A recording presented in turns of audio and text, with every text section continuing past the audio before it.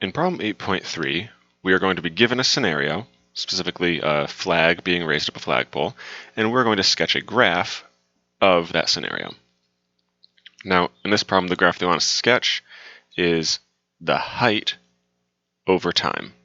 So height is going to be our output, and time is going to be our input.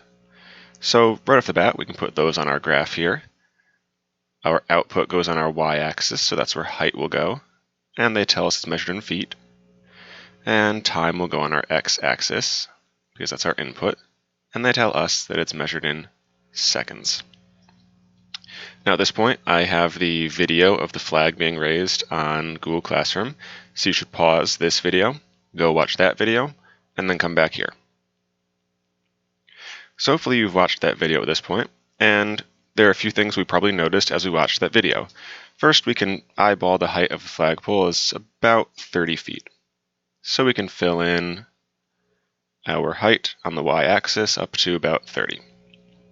Second, the whole problem takes about 22 seconds to happen, so we can fill in our x-axis, going up by 2 seconds, all the way up until around 22 seconds.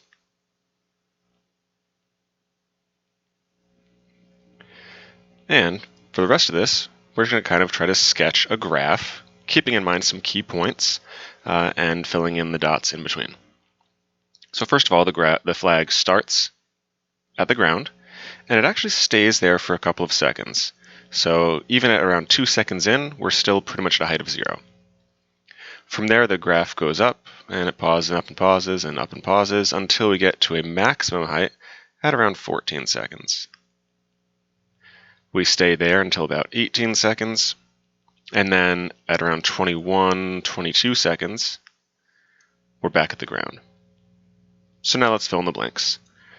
We start at the ground, we stay there for a little while, we go up, and then we level off because we pause, right? We're not going up anymore. And then we go up again, and then we level off, and then we go up again, and now we're at a peak.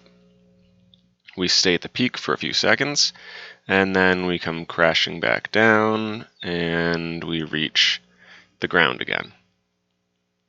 The last part of this problem now asks us to find the average rate of change of the flag from the time that it starts moving until the time that it stops moving. So I'm going to interpret that to mean from the time it starts moving at the bottom until the time it stops moving at the top, right here. Now remember, we can calculate average rate of change